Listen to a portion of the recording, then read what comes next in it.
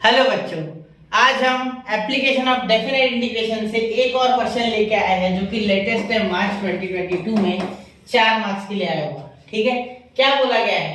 Find the area of the region between the two parabolas this and this y² = 4ax and x² = 4ay। अब parabola के बारे में अगर आपने basic सीख रखा है मुझसे तो आपको ये आएगा।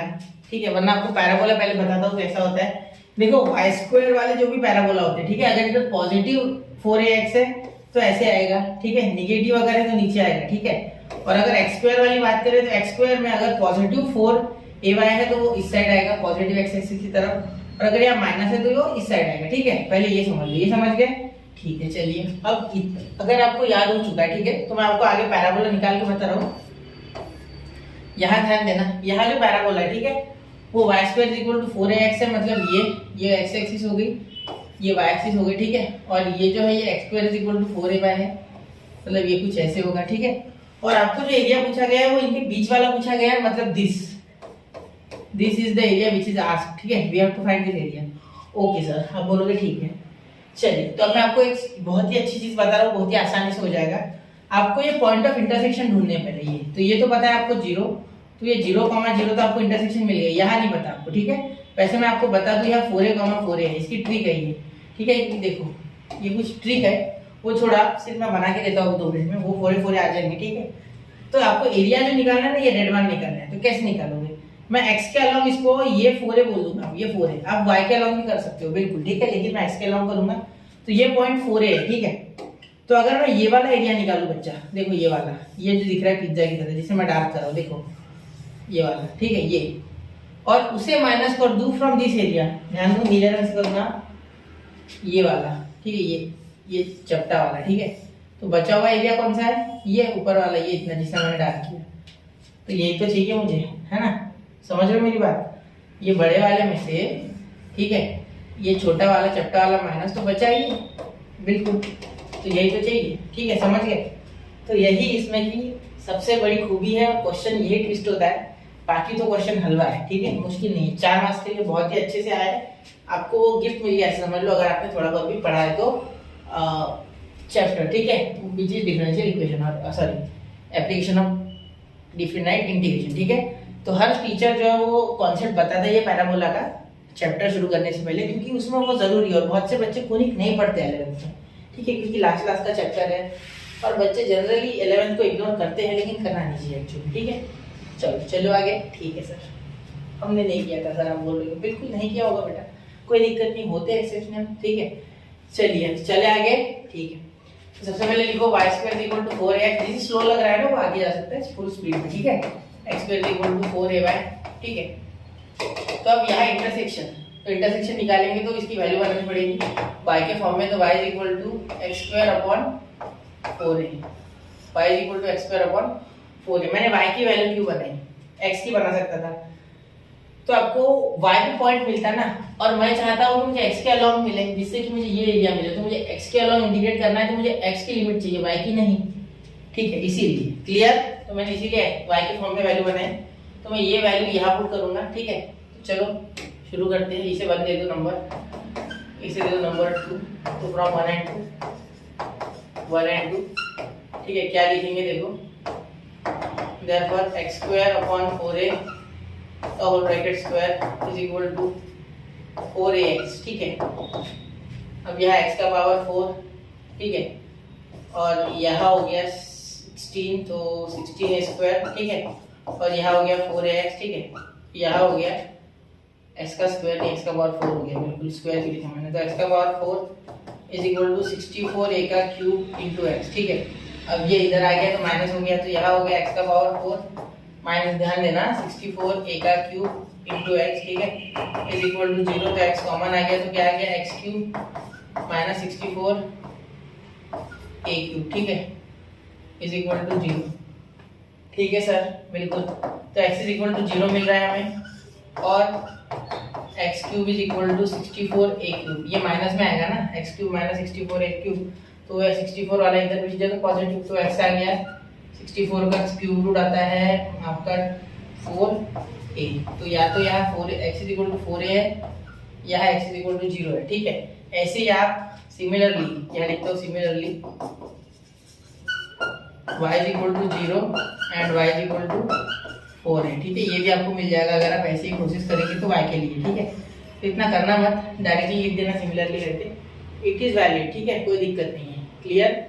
चलिए, तो अब मैं क्या कर रहा हूँ बेटा, अब मैं यहाँ एक और चीज कर रहा हूँ जो कि बहुत ही इसेंशियल है। ठीक है, अब एरिया निकालना है सर, तो इसेंशियल है, क्या बोलते हैं? ठीक है, तो एरिया आप पूरा लिखना, area of the region, required region या area bounded between the parabola ऐसे भी लिख सकते हैं। ठीक है, मैं सिर्फ एरिया लिख रहा हूँ। ठीक है, एरिया तो मैं यहाँ लिखता हूँ रिक्वायर्ड एरिया सिंपली।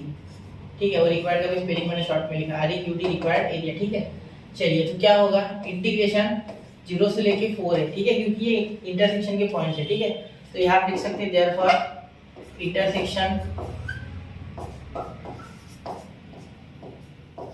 R। ठीक है, ये मैं आप क्वेश्चन हटा दूं तो चलेगा ना, R एट 0,0 एंड 4A,4A। ठीक है, चलिए, तो हो गया क्लियर बात।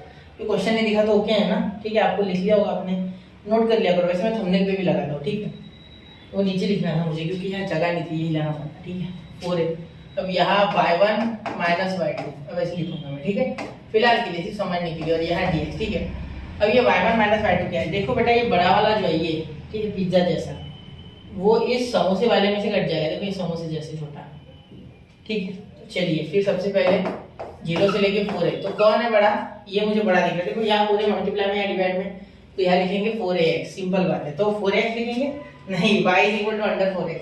देखो यहाँ y है ना, तो यहाँ y की जगह y की वैल्यू आ जाएगी √4ax, √4ax, बिल्कुल जैसे कि आप चेंज करते आ रहे हो, यहाँ डायरेक्ट चेंज जाएगा। तो यहाँ आएगा √4ax, तो √4 का 2 बाहर, तो 2 √ax। ठीक है, और यहाँ dx माइनस इंटीग्रेशन 0 से लेके 4a। ठीक है, 0 से लेके 4a, क्योंकि यहाँ से आता है पूरा। ठीक है, इसे भी थोड़ा मैं उधर साइड में सरका लो, बहुत हो गया ये आ गया। ठीक है, चलिए, ये y आप जाओ ऐसा। ठीक है, चलिए बताओ, अब ये हो गया। अब ये y2 क्या है? x²/4 है, तो वो भी लिखना है। ठीक है, तो क्या यहाँ से मैं आपके लिए अब छोड़ दूँ इसे इंटीग्रेट करना, dx नहीं सर कर दो। ठीक है, मैं कर रहा हूँ बेटा, टेंशन ना लो। ठीक है, तो उससे चिल करो।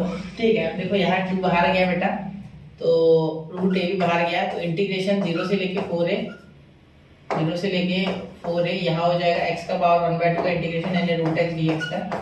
ठीक है, माइनस इंटीग्रेशन यहाँ 1/4 कांस्टेंट बाहर। ठीक है, यहाँ इंटीग्रेशन 0 से लेके 4a x² dx। ठीक है, ध्यान देना मेरी बात पे, एरिया इज इक्वल टू, यहाँ ध्यान देना, 2√a। ठीक है, यहाँ √x है ना, तो यहाँ हो जाएगा x का पावर 3/2/3/2। ठीक है, कैसे हुआ, क्यों हुआ, कब हुआ, वो बता दो। देखो, एक मिनट यहाँ देख लो, 1/4 है, यहाँ हो गया बेटा x का क्यूब अपॉन 3। ठीक है, और यहाँ हो गया 0 से लेके 4 है। ध्यान देना कब हुआ, कैसे हुआ। तो x का पावर n dx इंटीग्रेशन पता है ना, x का पावर n+1/n+1, ये फॉर्मूला आपको इंटीग्रेशन का आता होगा।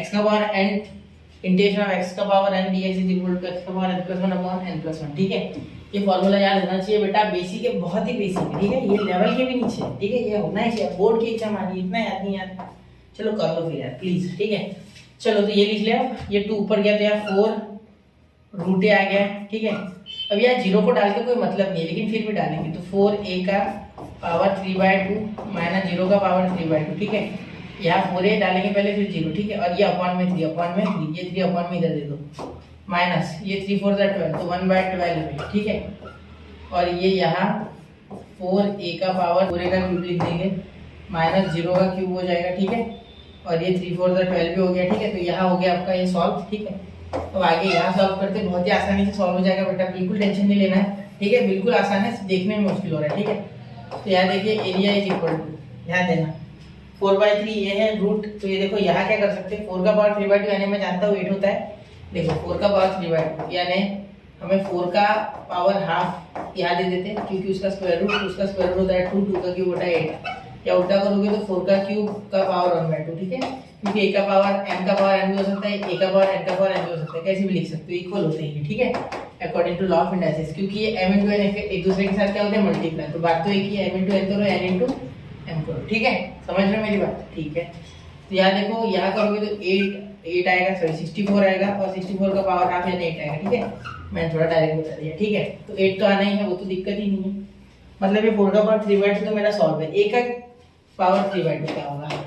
ठीक है, a का पावर 3/2 इंटू ये रूट a होगा। ठीक है, तो यहाँ जो रूट a है बेटा, ठीक है, ये रूट a का मीनिंग है a का पावर हाफ। ठीक है, तो यहाँ आप ध्यान दोगे तो ये पावर की एडिशन होती है, यानी 1.5 प्लस आधा कितना होता है 2, तो a का स्क्वायर बनेगा है। ठीक है, अब 3/2 प्लस 1/2 का जो आपका रेगुलर मेथड होता है क्रॉस मल्टीप्लिकेशन, उससे ऐड करके देखना 2 आएगा। ठीक है, 4/2 आएगा। ठीक है, 4/2 यानी 2। ठीक है, इतना आप कर सकते हो ना। ठीक है बच्चा, तो यार देखिए ये 4 का पावर 3/2 यानी 8 आने वाला है, तो 8 4 का 32, यहाँ 32 आएगा, a स्क्वायर आएगा, और साथ में ये नीचे 3 लाएगा। ठीक है, और ये 0 का कुछ लेना देना नहीं, इसे तो भूल जाओ। ठीक है, मैं लिखने नहीं वाला था, लेकिन बोला आपको परेशानी ना हो इसलिए मैंने लिख दिया, कहीं आप भूल ना जाओ ये बात। तो 12 लिखना है आपको। ठीक है, यहाँ 4 का क्यूब यानी बेटा 64, तो यहाँ लिखो 64। ठीक है, और ये a का क्यूब, तो a का क्यूब लिखो। ठीक है, और ये a का क्यूब और a के कैंसिल, तो यहाँ मैं डायरेक्टली लिख रहा हूँ 64/12 का है 64, एक मिनट, 64 a स्क्वायर अपॉन 12। ठीक है, ऐसे में लिख रहा हूँ क्योंकि ये 12 और यहाँ क्यूब हो रहा है, तो एक क्यूब और एक के कैंसिल। ठीक है, तो अब ध्यान देना, यहाँ a इज इक्वल टू, एक साथ क्या करेंगे 12 एलसीएम है इसका। ठीक है, 12 एलसीएम ले लेंगे, ऊपर नीचे यहाँ 4 से मल्टीप्लाई किया होगा हमने। ठीक है, तब जाके हो जाएगा, तो यहाँ देखो 4 से मल्टीप्लाई करेंगे तब आ जाएगा 12। ठीक है, तो 32 4 से कितना होता है, 32 4 से 128। ठीक है, टेबल नहीं आता था इतना बड़ा।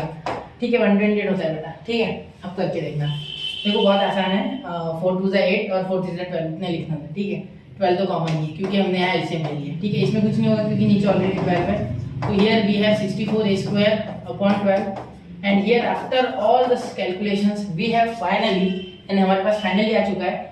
इसे 4 से डिवाइड करो, 3 इसे 4 से डिवाइड करो, कितना आएगा यार 16 आएगा मेरे हिसाब से, 16 आएगा क्या, हाँ 16 आएगा। ठीक है, तो 16/3 a square square unit, a square square unit of square unit में नीचे लिख रहा हूँ क्योंकि वहाँ जगह नहीं है। तो ये आपका फाइनल आंसर है। ठीक है, मैं एक बार चेक करता हूँ ये आपको दिख रहा है या नहीं।